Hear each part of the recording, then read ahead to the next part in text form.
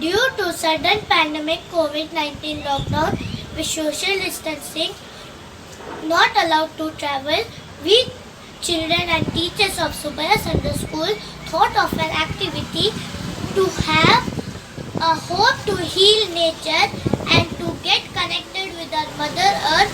We started the balcony farm or patch farm activity. We started Earth Day Challenge on its 50th anniversary. We started our journey by sowing seeds on April 21st, Earth Day.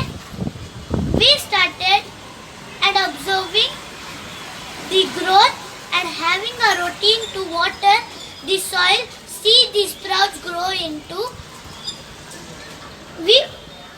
and leaves budding. We were feeling very excited. Every evening 4:30 we take the picture and posted our group. Daily the teachers guided us and appreciated our efforts. Planters should have all together.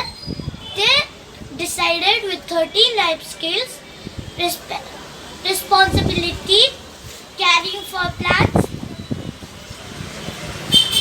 patience, love of nature, and cooperation and creativity. Wake up, wake up. It's time for nature.